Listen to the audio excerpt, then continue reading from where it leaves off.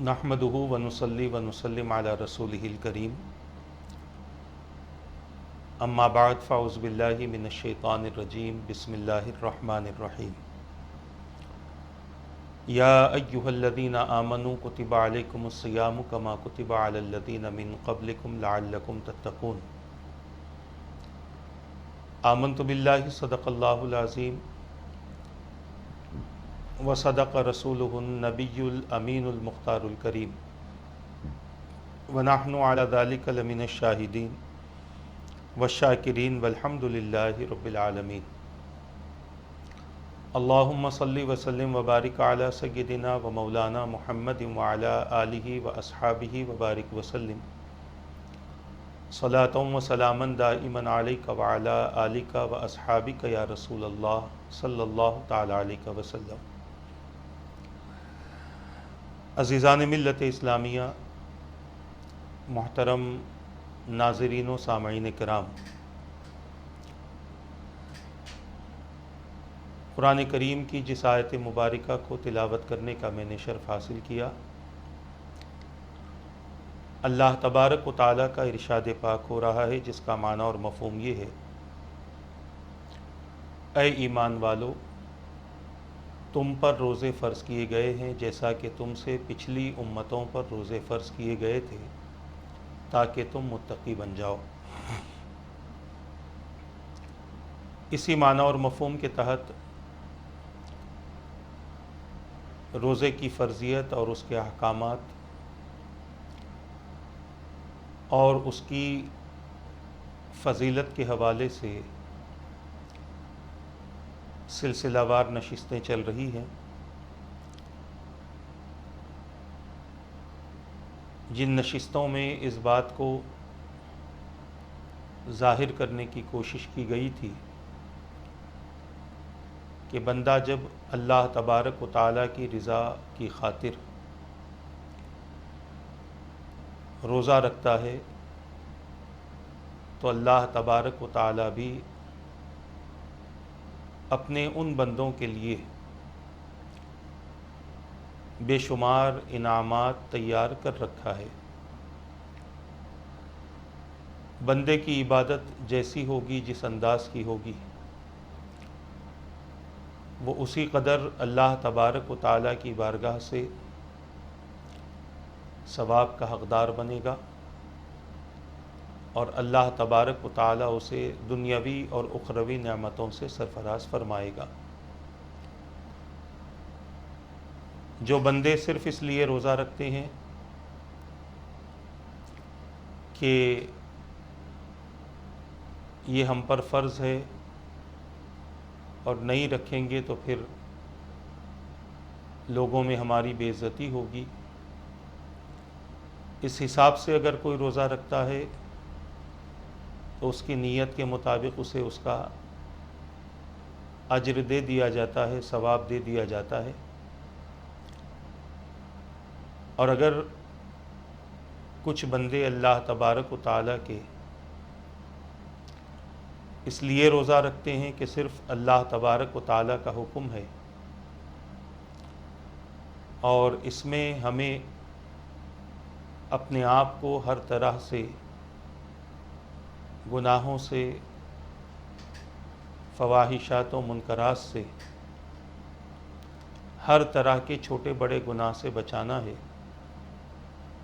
तो यकीनन अल्लाह तबारक व तआला ने इसका अज्र अपने बंदों के लिए बहुत ज़्यादा रखा है। अलगर्ज़ ये है कि रोज़ा रखने वाला दुनियावी नेमतों से भी सरफराज किया जाएगा और उखरवी नेमतों से भी सरफराज किया जाएगा। दुनियावी नेमतों में उसके लिए सबसे बड़ी नेमत है कि बंदे का सेहतमंद होना, बीमारी से महफूज रहना। अल्लाह तबारक व तआला रोज़े की बरकत से अपने बंदों को सेहत अता फ़रमाता है, उससे उनकी बीमारियां दूर फरमा देता है। इसीलिए हुज़ूर अकरम सल्लल्लाहु ताला अलैहि वसल्लम ने इरशाद फरमाया कि रोज़ा रखो सेहत पाओगे। بیماری سے محفوظ ہو جاؤ گے، یہ اللہ کے رسول صلی اللہ تعالیٰ علیہ وسلم کا فرمان ہے۔ تو دنیا میں انسان کے لیے صحت بہت بڑی نعمت ہے اللہ تبارک و تعالیٰ کی۔ بیمار سے پوچھو کہ تمہیں کس چیز سے خوشی حاصل ہوگی، تو وہ غذاؤں کا ذکر نہیں کرے گا، دواؤں کا ذکر نہیں کرے گا، بلکہ صرف وہ کہے گا کہ اگر یہ بیماری سے مجھے چھٹکارا مل جائے تو میرے لیے یہ بہت بڑی بات ہوگی، اور یہ کسی نعمت سے میرے لیے کم نہیں ہوگا۔ کسی بھی بیمار سے آپ پوچھ لیں۔ تو اللہ تبارک و تعالی روزے کی برکت سے اپنے بندوں کو صحت عطا فرماتا ہے۔ یہ بہت بڑا انعام ہے اللہ تبارک و تعالی کا۔ اسی لیے اللہ کے رسول صلی اللہ تعالیٰ علیہ وسلم کی ایک حدیث مبارکہ بھی ملتی ہے جن میں 5 باتوں کا حضور نے ذکر فرمایا، اور فرمایا کہ 5 باتوں کو 5 باتوں سے پہلے غنیمت جانو۔ ان میں ایک بات حضور نے یہ فرمائی کہ تندرستی کو بیماری سے پہلے غنیمت جانو، یعنی تندرستی کے طور پر اللہ تبارک و تعالیٰ نے جو نعمت تمہیں عطا فرمائی ہے اس نعمت کو غنیمت جانو۔ کوئی ایسا کام نہ کرو، کوئی ایسی چیزیں، کوئی ایسا راستہ اختیار نہ کرو، کوئی ایسے طریقے کو اختیار نہ کرو جس کی وجہ سے تمہارے اندر بیماری پیدا ہو جائے۔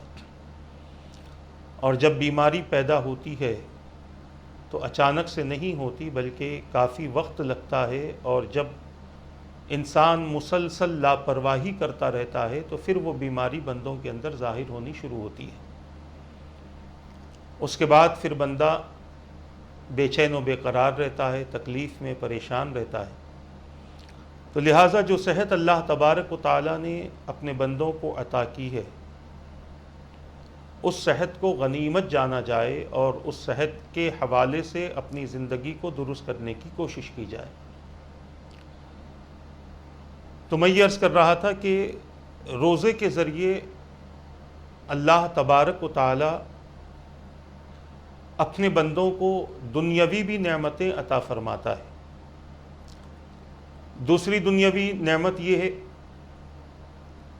کہ روزہ رکھنے والا اللہ تبارک و تعالیٰ کی طرف سے مختلف غذاؤں سے اللہ تبارک و تعالیٰ اسے راضی فرماتا ہے۔ آپ دیکھیں افطار کے وقت میں کیا بندے کے لیے نعمتیں ہوتی ہیں۔ کچھ ایسے بھی مکان ہوں گے جہاں پر وہ ساری نعمتیں نہ ہوتی ہوں، مگر آس پڑوس ان کا خیال کر کے اپنے گھروں سے بننے والی چیزوں کو ان تک پہنچاتے ہیں، اور یہ کرنا بھی چاہیے۔ اللہ تبارک و تعالیٰ کو راضی کرنا ہو تو اللہ تبارک و تعالیٰ کے بندوں کو دے کر بندوں کو خوش کرو، ان کی دعاؤں کی برکت سے اللہ تبارک و تعالیٰ اپنے بندوں سے راضی ہو جائے گا۔ یہ نہیں کہ پکا لیا تو صرف گھر میں ہی رکھ لیا، بلکہ رسول اکرم صلی اللہ تعالیٰ علیہ وسلم کے فرامین کی روشنی میں اگر ہم یہ کہیں کہ اگر گھر میں سالن بھی پک رہا ہو تو کچھ تھوڑا سا پانی زیادہ ملا دو اور اسے پکاؤ، تاکہ تھوڑا سا اپنے پڑوسی کے گھر تک آپ اس کو پہنچا سکو۔ نہیں معلوم اس کے پاس اس وقت میں کھانے کے لیے موجود ہے یا نہیں ہے، اگر نہیں ہوگا تو کھا کر وہ دعائیں دے گا، اور اگر دعائیں نہ بھی دے تب بھی اللہ تبارک و تعالیٰ اپنے فضل و کرم سے دینے والے کے رزق میں برکتیں عطا فرماتا ہے، اس کی تجارت، اس کے مال میں اللہ تبارک و تعالیٰ برکتیں عطا فرماتا ہے۔ ہم یہ نہ دیکھیں کہ ہمارے بازو میں کتنا بڑا مکان ہے، بلکہ ہم یہ سوچیں کہ حضور نے ہم پر اپنے پڑوسی کے حق کو ضروری فرما دیا ہے، لہٰذا ہم اس کا حق ادا کریں۔ اس سے فائدہ یہ ہوتا ہے کہ اللہ تبارک و تعالیٰ اپنے بندے سے خوش بھی ہوتا ہے، اور کسی کے لیے اگر آپ نے افطار کا سامان جمع کر دیا، کسی کو آپ نے روزہ افطار کروا دیا، گھر سے کسی کے گھر میں شربت بھیج دیا، گھر سے کسی کے گھر میں آپ نے کچھ ٹھنڈی لسی وغیرہ بنائی تھی وہ بھیج دی، آپ نے اپنے گھر سے دیگر پینے کے سامان، کھانے کے سامان بھیج دیے، تو حضور اکرم صلی اللہ تعالیٰ علیہ وسلم کی وہ حدیث مبارکہ کہ تم کسی کو افطار کرواؤ، افطار کروانا اللہ کو پسند ہے، چاہے ایک کھجور سے ہو یا پھر پانی سے ہو یا پھر دودھ سے ہو، کسی بھی چیز سے آپ اپنے پڑوسی کو افطار کروا دو۔ اپنے گھر سے کوئی چیز بھیجی ہے، اگر اس نے آپ کی اس چیز سے افطار کر لیا، اور اگر نہیں بھی کیا، افطار کرنے کے بعد بھی اس کا استعمال کیا اور وہ خوش ہو گیا اس چیز سے، تو سمجھ لے اللہ تبارک و تعالیٰ اس بندے سے راضی ہو جائے گا۔ ایک خوشخبری یہ بھی ہے، اور ایک خوشخبری اللہ تبارک و تعالیٰ کی طرف سے یہ بھی ہے کہ افطار کے وقت میں اللہ تعالیٰ اپنے بندوں کی دعاؤں کو قبول فرماتا ہے۔ عزیزان ملت اسلامیہ، محترم ناظرین و سامعین کرام، اس طرح سے دنیاوی بشارتیں اور بھی بہت زیادہ ہیں۔ اس وقت میں حضرت سیدنا موسیٰ علیہ السلام کا وہ واقعہ مجھے تھوڑا تھوڑا یاد آتا ہے کہ آپ نے اللہ تبارک و تعالیٰ کی بارگاہ میں سوال کیا تھا کہ اے رب قدیر، تو نے ہر نبی کو اور اس کی امت کو کچھ نہ کچھ عطا کیا ہے، تیرے حبیب کی امت کو تو کیا عطا فرمائے گا؟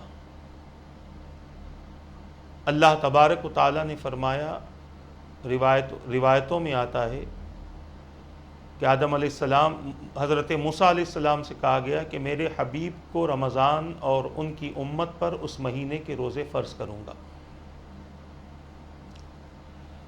حضرت سیدنا موسیٰ علیہ السلام نے عرض کیا کہ الہ العالمین، اس کا فائدہ اور اس کا ثواب کیا ہوگا؟ تو اللہ تبارک و تعالیٰ کی طرف سے جواب آیا، اے موسیٰ علیہ السلام، زمین و آسمان میں جتنی مخلوق ہے، ان تمام مخلوق کی گنتی کے برابر میں اپنے حبیب کی امت کو ایک روزے کا ثواب عطا کروں گا۔ اسی لیے تو اللہ کے رسول صلی اللہ تعالیٰ علیہ وسلم کا ایک فرمان ہمیں ملتا ہے کہ جو رمضان کے مہینے کا روزہ چھوڑ دے اور سال کے باقی پورا سال اگر وہ روزہ رکھ لے تو پورے سال کے روزوں کا اتنا ثواب نہیں ملتا جتنا رمضان کے ایک روزے کا ثواب ملتا ہے۔ یہ کوئی معمولی مہینہ ہمارے لیے نہیں ہے، بلکہ یہ بڑی ہی عظمتوں اور برکتوں والا مہینہ ہے۔ اس مہینے کی عظمت کو سمجھیں، اس مہینے کے مقام کو سمجھیں، اور جہاں تک ہو سکے اللہ تبارک و تعالیٰ کی رضا اور خوشنودی میں اپنی زندگی گزارنے کی کوشش کریں۔ یہ تو دنیاوی انعامات تھے، اللہ تبارک و تعالیٰ کی طرف سے اپنے بندوں کے لیے اور بھی کئی انعامات ہیں۔ اب ہم عرض کرتے ہیں کہ قیامت کے دن اللہ تبارک و تعالیٰ نے اپنے روزے دار بندوں کے لیے کیا انعام رکھا ہے، کیونکہ اصل ثواب کی ضرورت تو بندے کو وہیں پر ہے، اصل رحمتیں بندوں کو وہیں چاہیے، اعمال کا ذخیرہ اسی دن کے لیے بندوں کو جمع کرنا ہے، تو وہاں پر بندوں کے لیے اللہ تبارک و تعالیٰ نے کیا انعام رکھا ہے۔ دو باتیں ذہن میں بٹھا لیں، بندہ اگر دنیا کے لیے عمل کرتا ہے تو دنیا میں مل جاتا ہے، کسی کو شہرت چاہیے، کسی کو عزت چاہیے، کسی کو سربلندی چاہیے، لوگوں کی واہ واہ چاہیے، تو سب مل جاتی ہے دنیا میں۔ من کان یرید حرث الآخرۃ نزد لہ فی حرثہ ومن کان یرید حرث الدنیا نؤتہ منہا وسنجزی الشاکرین، او کما قال۔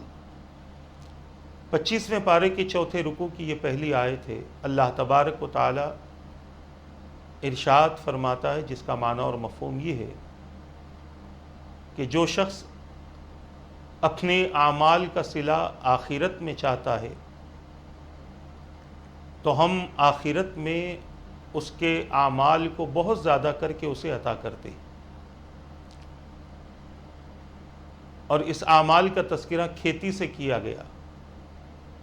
بندہ کھیتی جتنی محنت سے کرے گا اس میں سے سامان اسی انداز کا نکلے گا۔ اور جو شخص دنیا کی زندگی میں اس سے نفع چاہتا ہے، اپنے اعمال کا بدلہ دنیا کی زندگی میں چاہتا ہے، تو دنیا ہی میں اس کا بدلہ دے دیا جاتا ہے۔ میں نے آیت مبارکہ تھوڑی سی غلط پڑھ لی، اس کے بعد ہے من کانا یرید حرث الدنیا نؤتہ منہا وما لہ فی الآخرۃ من نصیب، یہ اصل آیت مبارکہ ہے۔ معاذ اللہ میں نے کچھ غلط پڑھ دیا تھا۔ دنیا میں اس کا صلہ مل جائے گا، آخرت میں اس کا کوئی حصہ نہیں ہوگا۔ کس کا؟ جو شخص دنیا سے فائدہ اٹھانا چاہتا ہے اپنے اعمال کے ذریعے، دنیا سے واہ واہ چاہتا ہے اپنے اعمال کے ذریعے، لوگوں کو اس کا فائدہ مل جاتا ہے۔ بہت سارے ایسے مالدار ہیں جو اللہ کی راہ میں دولت تو خرچ کرتے ہیں، مگر نیتوں کے صحیح نہ ہونے کی وجہ سے قیامت کے دن کے اجر و ثواب سے وہ محروم ہو جاتے ہیں، کیونکہ دنیا ہی میں انہوں نے اس کی عزت چاہ لی، اس کے ذریعے شہرت طلب کر لی، وہ سب کچھ اسے مل گیا کہ کیا بانٹنے والا آدمی ہے۔ ہر سال بھیڑ جمع ہوتی ہے، ہر سال لوگ آ جاتے ہیں اور صاحب بانٹ رہے ہیں۔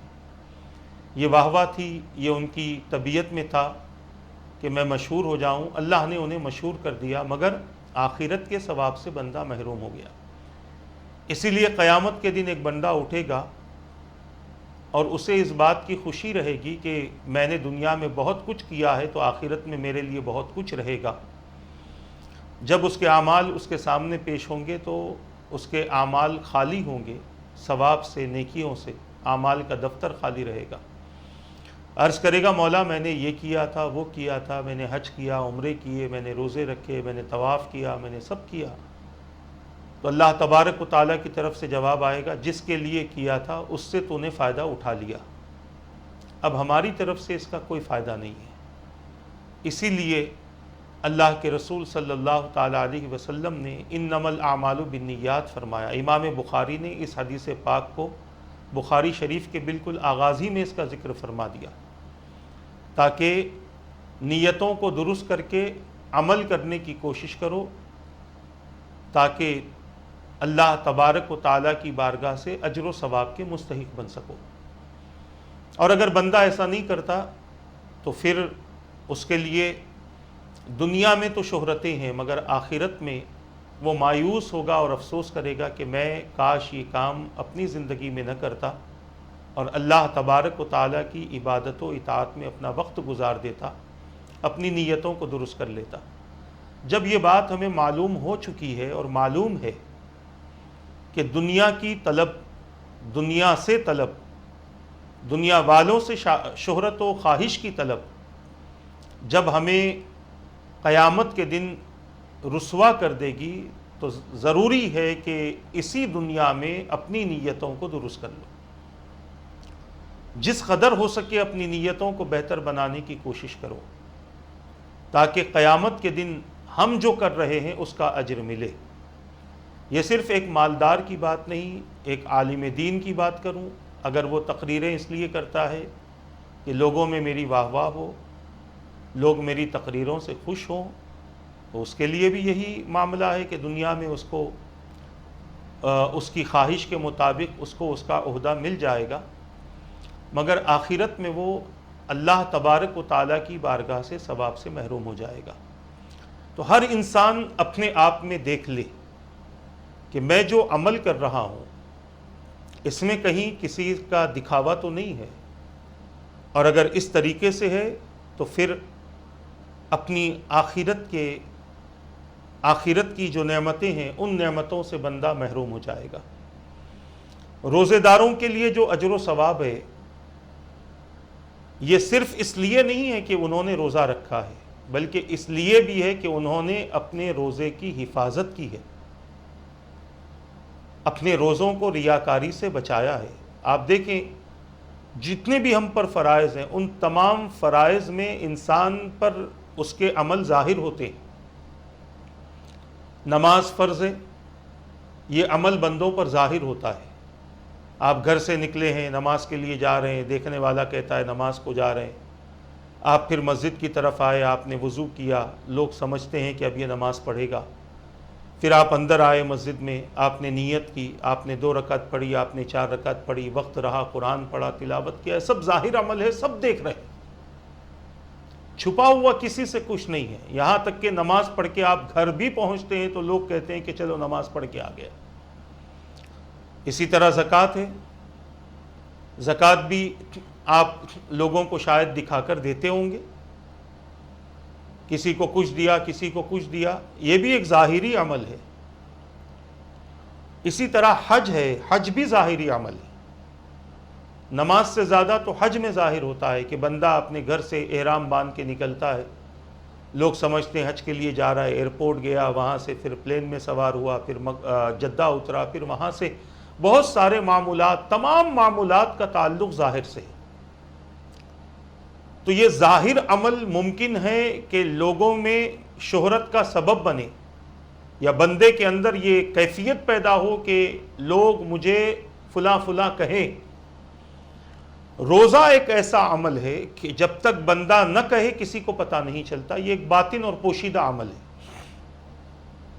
جب تک بندہ نہیں کہے گا کہ میں روزے سے ہوں، اس وقت تک پتہ نہیں چلے گا۔ آپ نفل روزے رکھتے ہیں اور لوگوں کے درمیان میں بیٹھے ہیں، لوگ اب کھانے پینے کے لیے بیٹھ رہے ہیں، کسی نے مشروب منگا لیا، کسی نے کھانا منگا لیا، کسی نے چائے وغیرہ منگا لی، اب سب بانٹنے لگے، اور بانٹ کر اس نے آپ کو بھی دیا کہ آپ بھی لیجئے۔ اس وقت تک لوگوں کو پتہ نہیں تھا کہ آپ کس عمل میں ہیں، مگر جب آپ نے کہا کہ نہیں میں نہیں پی سکتا، تو سامنے والا کہتا ہے کیوں بھائی، ہماری یہ چیز اچھی نہیں، حرام ہے، یہ ہے، تو کہے گا سامنے والا نہیں میں روزے سے ہوں۔ تو جب تک بندہ ظاہر نہیں کرے گا اس وقت تک بندوں پر ظاہر نہیں ہوگا۔ یہ ایک باطنی اور پوشیدہ عمل ہے۔ یہ عمل اللہ تبارک و تعالیٰ کو بہت زیادہ پسند ہے۔ اپنے بندوں کے روزوں سے اللہ تبارک و تعالیٰ محبت فرماتا ہے۔ اس کی وجہ یہ ہے کہ روزہ کئی گھنٹے کا ہوتا ہے، نماز کچھ دیر کی ہوتی ہے،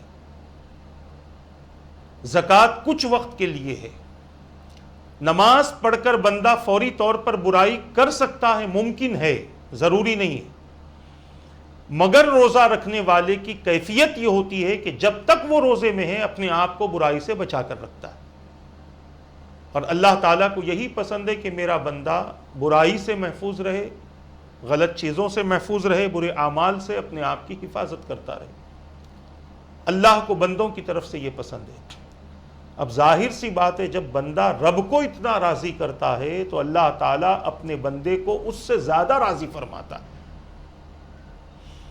بے شمار نعمتیں دے کر، بے شمار برکتیں دے کر، بے شمار رحمتیں دے کر، بے شمار مغفرتیں دے کر، بے شمار نوازشات کے ساتھ اللہ تبارک و تعالیٰ اپنے بندے کو راضی فرماتا ہے۔ بندہ جب قیامت کے دن اٹھے گا اور اپنے روزے کا بدلہ دیکھے گا تو اسے اپنے آپ پر یقین نہیں ہوگا کہ میں نے کوئی ایسا عمل بھی کیا ہے جس پر اللہ نے اتنے زیادہ انعامات مجھے عطا کر دیے۔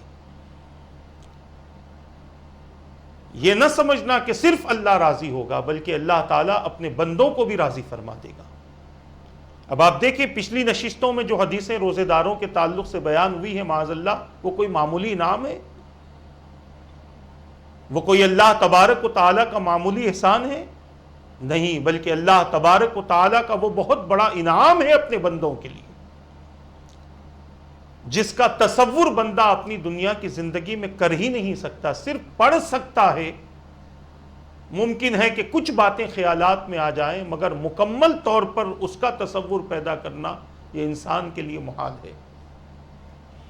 اب جو حدیث پاک میں روزے کے حوالے سے آپ کے سامنے عرض کرنے والا ہوں، اس کا تعلق بھی ایسی ہی ایک عظیم نعمت سے ہے جو اللہ تبارک و تعالی اپنے بندے کو عطا کرنا چاہتا ہے۔ وہ عظیم نعمت کیا ہے؟ پہلے ہم حدیث مبارکہ پڑھیں گے اور کہیں ضرورت پڑنے پر مختصر سا معنی اور مفہوم بھی عرض کریں گے، یا مکمل حدیث پڑھنے کے بعد اس کے بعد پھر آپ کے سامنے اس کا خلاصہ ہوگا۔ حضور اکرم صلی اللہ تعالی علیہ وسلم نے ارشاد فرمایا، میں نے شب معراج میں سدرۃ المنتہا کے پاس ایک فرشتہ دیکھا جسے میں نے اس سے قبل نہیں دیکھا تھا۔ اس کی لمبائی اور چوڑائی کی مسافت 1,00,000 سال کے برابر تھی۔ اس کے 70,000 سر تھے اور ہر سر میں 70,000 منہ، اور ہر منہ میں 70,000 زبانیں، اور ہر سر پر 70,000 نورانی چوٹی تھی، اور ہر چوٹی کے سر پر بال میں لاکھ لاکھ موتی لٹکے ہوئے تھے۔ ہر ایک موتی کے پیٹ کے اندر بہت بڑا دریا ہے، اور ہر دریا کے اندر بہت بڑی مچھلیاں ہیں، اور ہر مچھلی کی لمبائی 2 سال کی مسافت کے برابر، اور ہر مچھلی کے پیٹ میں لکھا ہے لا الہ الا اللہ محمد الرسول اللہ صلی اللہ علیہ وسلم۔ اور اس فرشتے نے اپنا سر اپنے ایک ہاتھ پر رکھا ہے اور دوسرا ہاتھ اس کی پیٹھ پر ہے، اور وہ حضیرۃ القدس یعنی بہشت میں ہے۔ جب وہ اللہ کی تسبیح پڑھتا ہے تو اس کی پیاری آواز سے عرش الہی خوشی سے جھوم اٹھتا ہے۔ میں نے جبرائیل علیہ السلام سے اس کے متعلق پوچھا تو انہوں نے عرض کیا، یہ وہ فرشتہ ہے جسے اللہ تعالیٰ نے آدم علیہ السلام سے 2000 سال پہلے پیدا کیا تھا۔ پھر میں نے تعجب سے کہا کہ اس کی لمبائی اور اس کی چوڑائی کہاں سے کہاں تک ہے؟ جبرائیل امین نے عرض کیا، یا رسول اللہ صلی اللہ علیہ وسلم، اللہ تعالیٰ نے جنت میں ایک چراگاہ بنائی ہے، اور یہ اسی میں رہتا ہے۔ اس جگہ کو اللہ تبارک و تعالیٰ نے حکم فرمایا ہے کہ وہ آپ کے اور آپ کی امت کے ہر اس شخص کے لیے تسبیح پڑھے جو روزہ رکھتے ہیں۔ میں نے اس فرشتے کے آگے 2 صندوق دیکھے اور دونوں پر 1000 نورانی تالے تھے۔ میں نے پوچھا، جبرائیل یہ کیا ہے؟ انہوں نے کہا، اس فرشتے سے پوچھ لیجئے۔ میں نے اس عجیب و غریب فرشتے سے پوچھا، یہ صندوقیں کیسی ہیں؟ تو اس نے جواب دیا، یا رسول اللہ صلی اللہ علیہ وسلم، اس میں آپ کی امت کے روزہ رکھنے والی امت کی برت یعنی چھٹکارے کا ذکر ہے۔ آپ کو اور آپ کی امت کے روزہ رکھنے والوں کے لیے یہ چیز مبارک ہو۔ آپ نے سن لیا کس طرح کا فرشتہ ہے، اس فرشتے کے بال کیسے ہیں، اس فرشتے کے کتنے سر ہیں، وہ فرشتہ جب تسبیح کرتا ہے تو اس کی تسبیح سے کیا سما بن جاتا ہے، اور اس فرشتے کو اللہ تبارک و تعالیٰ نے کہاں رکھا ہے، وہ فرشتہ کن کے لیے دعائیں کرتا ہے، اور وہ فرشتہ ان لوگوں کے نام جمع کر رہا ہے، جمع کر کے نورانی صندوق میں رکھ رہا ہے جو اللہ کے رسول کی امت میں روزے سے رہتے ہیں۔ اتنی بڑی فضیلت، اب آپ اندازہ کریں کہ روزے دار کے لیے جہاں زمین کی ہر شے دعا کرتی ہے، میں نے تو یہاں تک حدیث پڑھی ہے روزے دار جس پلیٹ میں کھاتا ہے وہ پلیٹ بھی اس کے لیے دعا کرتی ہے، زمین کے جس حصے پر چلتا سوتا ہے وہ جگہیں اس کے لیے دعائیں کرتی ہیں۔ زمین والے تو روزے دار کے لیے دعائیں کرتے ہی کرتے ہیں، آسمان والے فرشتے اور خاص فرشتہ جس کو اللہ تبارک و تعالیٰ نے حضرت آدم علیہ السلام سے 2000 سال پہلے پیدا فرمایا، وہ فرشتہ بھی دعا کرتا ہے۔ کیا عظمت ہے، کیا مقام ہے روزے دار کا، کیا منصب ہے روزے دار کا۔ اسی طرح اللہ کے رسول صلی اللہ تعالی علیہ وسلم ارشاد فرماتے ہیں، حدیث پاک میں آتا ہے کہ جب قیامت کے دن اللہ تعالی اہل قبور کو قبروں سے اٹھنے کا حکم دے گا تو رب قدیر ملائکہ کو فرمائے گا کہ اے ملائکہ میرے روزے داروں کو آگے چل کر ملو، یعنی ان کا استقبال کرو، کیونکہ وہ میری خاطر بھوکے پیاسے رہے، اب تم بہشت کی خواہشات کی تمام اشیاء لے کر ان کے پاس پہنچ جاؤ۔ یہ اعلان کے بعد رضوان جنت زور سے پکار کر کہیں گے، اے جنت کے غلمان و ولدان، نور کے بڑے بڑے تھال لاؤ۔ اس کے بعد دنیا کی ریت کی ذرات اور بارش کے بوندوں اور آسمان کے ستاروں اور درخت کے پتوں کے برابر میوہ جات اور کھانے پینے کی لذیذ اشیاء جمع کر کے روزے داروں کے سامنے رکھ دی جائیں گی۔ کیا کیا ہے پھر سے سن لے، کتنی تعداد میں یہ چیز آئے گی۔ دنیا کے ریت کے ذرات، کوئی اندازہ لگا سکتا ہے کتنے؟ نہیں۔ بارش کی بوندیں، جب برستی ہے بارش، اندازہ کوئی لگا سکتا ہے کہ کتنی بوندیں گری ہیں؟ آسمان کے ستارے، درختوں کے پتوں کے برابر میوہ جات، فروٹس اور کھانے پینے کی لذیذ اشیاء جمع کر کے روزے داروں کے سامنے رکھ دی جائیں گی، اور ان سے کہا جائے گا جتنا مرضی ہو کھاؤ، یہ ان روزوں کی جزا ہے جو تم نے دنیا میں رکھی ہے۔ میں نے جو اس سے پہلے والی حدیث پیش کی تھی اس کو صاحب روح البیان نے اپنی تفسیر میں نقل فرمایا ہے۔ صاحب روح البیان نے اپنی تفسیر میں اس کو نقل فرمایا ہے، اور جو دوسری ابھی جو حدیث میں نے بیان کی ہے، اس کو بھی صاحب روح البیان نے اپنی تفسیر میں جلد دوم میں نقل فرمایا۔ روزے داروں کے لیے جو اجر و ثواب ہے اس کا تذکرہ کرتے ہوئے اللہ کے رسول صلی اللہ تعالی علیہ وسلم نے ظاہر فرما دیا کہ جنت کی بڑی بڑی تھالوں میں طرح طرح کی نعمتیں روزے داروں کے لیے ان کے سامنے رکھی جائیں گی، اور ان سے کہا جائے گا کھاؤ۔ اور وہ وقت کیسا ہوگا پتہ ہے؟ قبر سے جب بندہ نکلے گا حیرت میں ہوگا، تعجب میں ہوگا،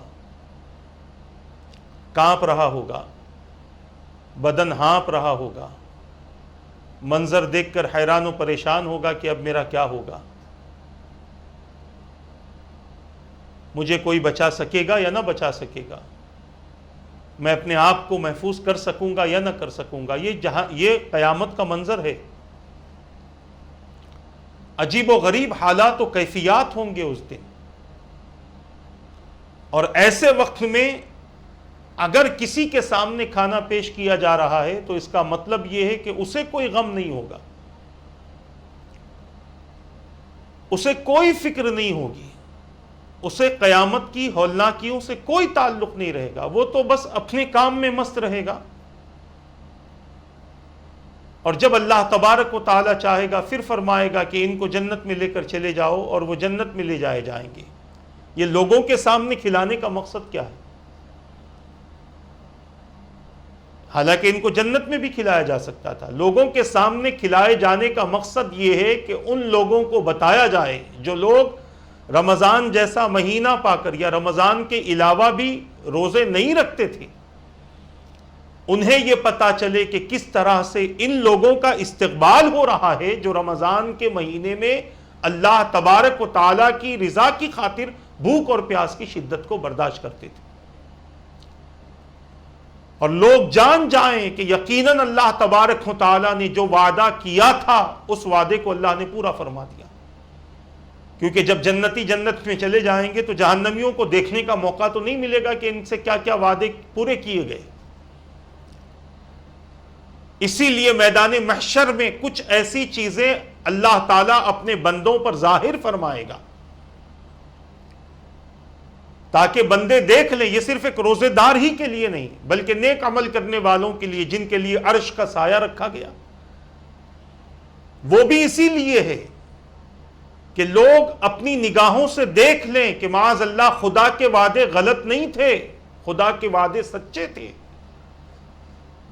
جن لوگوں نے عمل کر کے خدا کو راضی کیا اللہ تبارک و تعالی قیامت کے دن ہی سے انہیں سکون نصیب فرما دے گا. انہیں کوئی خوف نہیں رہے گا, انہیں کوئی غم نہیں رہے گا. وہ نہ حیران ہوں گے نہ پریشان ہوں گے, کیونکہ اٹھتے ہی اب ان کو بدلہ ملنے کا وقت آ گیا. جیسے کفار مشرکین کو, گناہگاروں کو ان کا بدلہ ملنے کا وقت آ گیا, ویسے ہی نیک عمل کرنے والوں کو ان کا بدلہ ملنے کا وقت آ چکا. دکھایا جائے گا, اللہ تبارک و تعالی اپنے بندوں کو دکھائے گا. اور اسی کو اللہ تبارک و تعالی نے قرآن مقدس میں بیان فرما دیا, ان الذین اجرموا کانوا من الذین آمنوا یضحکون. بے شک وہ لوگ جو مجرم ہیں وہ ایمان والوں پر ہنستے تھے دنیا میں, ان کا مذاق اڑاتے تھے, مگر جب قیامت کا دن ہوگا فَالْيَوْمَ الَّذِينَ آمَنُوا مِنَ الْكُفَّارِ يَضْحَكُونَ, قیامت کے دن ایمان والے کافروں پر ہنسیں گے اور بتائیں گے دیکھو تم ہم پر ہنستے تھے, ہمارے ایمان کا مذاق اڑاتے تھے, ہماری عبادتوں کا مذاق اڑاتے تھے. ہم بھوکے پیاسے رہتے تو کہتے تھے ہمیں تو یہ بات سمجھ میں نہیں آتی. ہم زکوٰۃ خیرات کرتے تھے تو ہم سے کہتے تھے کہ تم غریب فقیر بن جاؤ گے, اس سے کچھ ملنے والا نہیں ہے. آج دیکھ لو کہ ہمارے ہر عمل کو اللہ تبارک و تعالی نے بہترین ثواب کے ذریعے ہمیں واپس کیا ہے. تم ہنستے تھے ہمارے ایمان پر, حالانکہ تم حق پر نہیں تھے, ہم حق پر تھے. آج ہماری یہ ہنسی تمہارے کفر پر آ رہی ہے کہ تم نے ہمیں اتنا سارا عمل کرتا ہوا دیکھا, اس کے باوجود تم نے اپنے رویے کو تبدیل نہیں کیا. عزیزان ملت اسلامیہ, تو یہ نعمتیں جو دکھائی جاتی ہیں, یہ ثواب جو دکھایا جاتا ہے, اس لیے دکھایا جاتا ہے کہ بندہ دیکھ لے. جہنم میں جا کر تو دیکھے گا نہیں کہ جنتیوں کو کیا ملا ہے, تو دنیا ہی میں بتا دیا جاتا ہے کہ دیکھو قیامت کے دن, قیامت کے آغاز ہی میں بتا دیا جائے گا دیکھو ہم نے جو جو اپنے بندوں سے وعدے کیے تھے وہ ہم نے پورے کر دیے. میرے پیارے آقا صلی اللہ تعالی علیہ وسلم کے پیارے دیوانوں, اسی لیے قرآن کہتا ہے بار بار عمل صالح کرو, کیونکہ اٹھتے ہی اس کے فائدے بندے دیکھیں گے. اور عمل صالح میں سب سے اہم جو عبادتیں ہیں ان عبادتوں کو اخلاص کے ساتھ ادا کرنے کی کوشش کرو, تاکہ اللہ تبارک و تعالی اپنی برکتوں سے ہم سب کو مستفیض بھی فرمائے اور بے شمار نعمتوں سے ہم سب کو مالا مال فرمائے.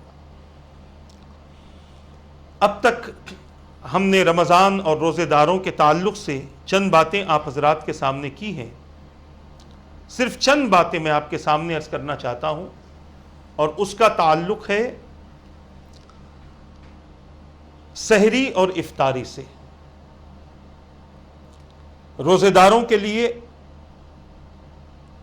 اللہ کے رسول صلی اللہ تعالی علیہ وسلم نے جہاں روزہ رکھنے کا حکم دیا, وہیں پر میرے آقا صلی اللہ تعالی علیہ وسلم نے سحری کھانے کا بھی حکم دیا. بعض حضرات روزہ رکھتے تو ہیں, مگر روزہ رکھنے کے جو اصول ہیں ان اصول کے مطابق کچھ حضرات روزہ نہیں رکھتے. 2 بجے نیند آ رہی ہے, 2 بجے کچھ کھایا سو گیا. خیر اگر آپ سحری کی نیت سے کھا کر سو جاتے ہیں تو بڑی اچھی بات ہے. یا آپ کہتے نہیں مجھے سحری نہیں کرنی ہے, میں بغیر سحری کا روزہ رہوں گا, مجبوری تھی, عذر تھا, اٹھے ایسے وقت میں کہ اذان کا وقت ہو گیا یا سحر کا وقت ختم ہونے پہ آ گیا. اب آپ کھاتے ہیں تو وقت ختم ہو جاتا ہے, نہیں کھاتے ہیں تو بھوکے رہتے ہیں, تو کم سے کم ایک لقمہ ضرور کھا لے. اور اگر یہ بھی نہیں ہو سکتا ایسے وقت میں اٹھے کہ سحر کا وقت ختم ہی ہو چکا تھا، اب آپ کے پاس ٹائم ہی نہیں ہے کہ آپ سحر کریں، تو پھر آپ کو ایسی مجبوری میں اجازت ہے کہ آپ بغیر سحر کا روزہ رکھیں۔ اللہ کے رسول صلی اللہ تعالی علیہ وسلم نے ارشاد فرمایا، سحری کھاؤ کہ سحری کھانے میں برکت ہے، ہمارے اور اہل کتاب کے روزوں میں فرق سحری کے لقمے کا ہے۔ یعنی اگر آپ سحری کریں گے تو اہل کتاب کی مشابہت سے محفوظ ہو جائیں گے، یہ یہودی اور عیسائیوں کی مشابہت سے محفوظ ہو جائیں گے۔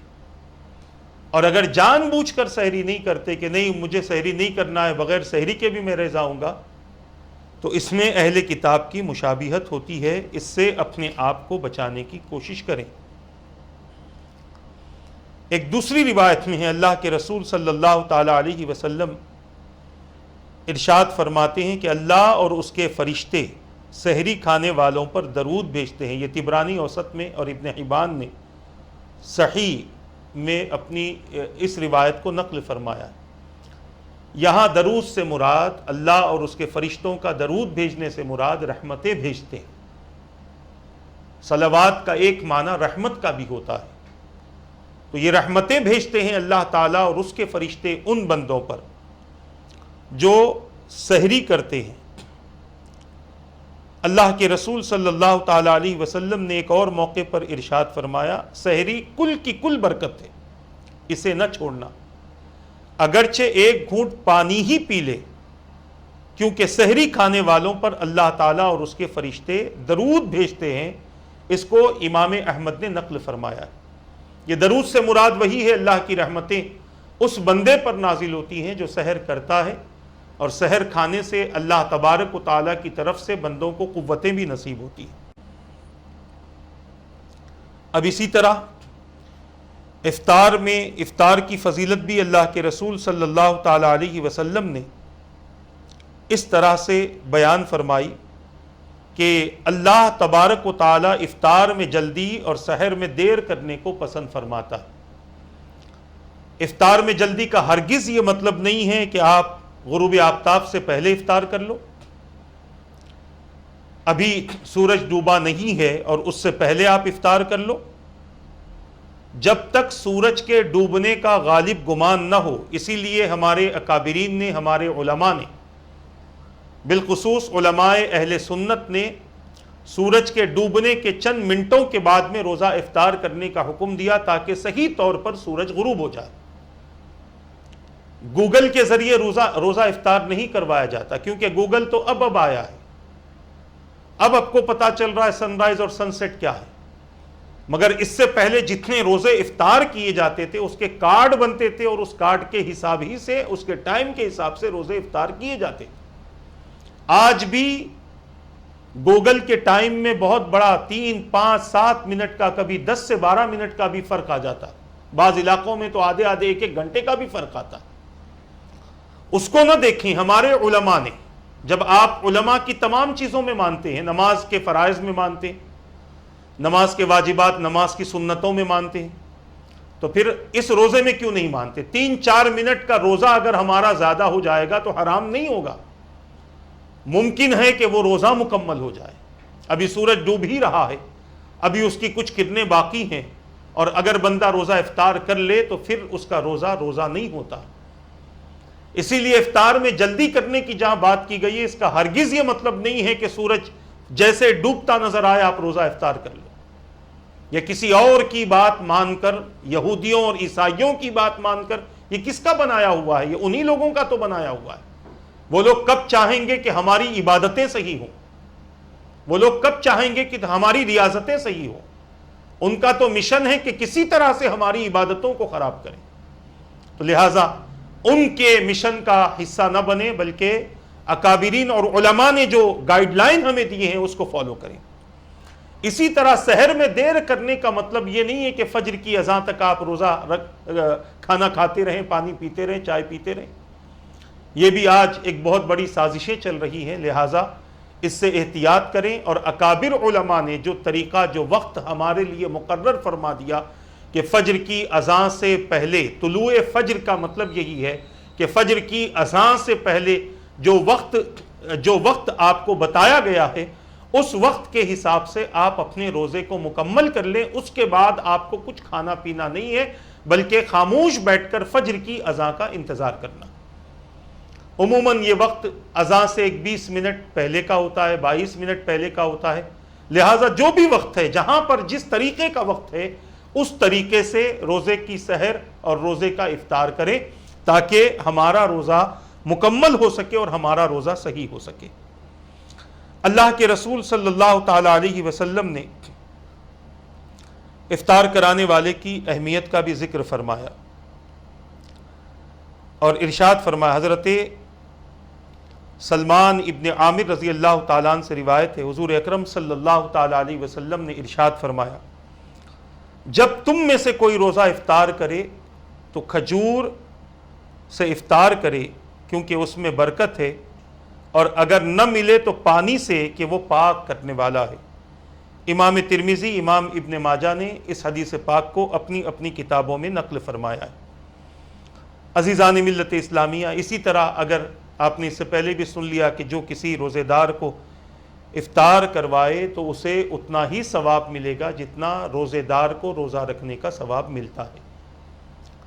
یہ چند باتیں آپ حضرات کے سامنے روزے کے تعلق سے عرض کی گئی ہیں. انشاءاللہ تبارک و تعالی اگلی نشست میں روزہ جو ہمیں اللہ تبارک و تعالی نے رکھنے کا حکم دیا، اس سے کیا فائدہ حاصل ہوتا ہے. دنیاوی اخروی فائدے تو ہم نے دیکھ لیے. اب ایک موقع پر اسی آیت میں اللہ نے فرمایا لعلکم تتقون، کیوں روزہ فرض کیا گیا؟ تاکہ تم متقی بن جاؤ، تمہارے اندر تقوی پیدا ہو. یہ تقوی کسے کہتے ہیں؟ اور جب تقوی کسی کے اندر پیدا ہوتا ہے تو پھر وہ بندہ کس مقام پر پہنچتا ہے، اسے کیا کیا نعمتیں عطا کی جاتی ہیں، کن کن مناصب سے اسے سرفراز کیا جاتا ہے، یہ باتیں انشاءاللہ اگلی نشست میں آپ حضرات کے سامنے عرض کرنے کی سعادت حاصل کروں گا. اللہ تبارک و تعالیٰ سے دعا ہے کہ رب قدیر جو کچھ کہا گیا کہنے میں غلطی ہو تو اپنے حبیب کے صدقے معاف فرما دے. ان باتوں پر مجھے اور ان سب کو عمل کی توفیق عطا فرما. مولا صحیح روزہ رکھنے کی توفیق عطا فرما. ہمارے جو روزے ہو چکے ہیں اسے قبول فرما، جو بچے ہوئے ہیں صحت و عافیت کے ساتھ وہ روزے بھی نصیب فرما دے.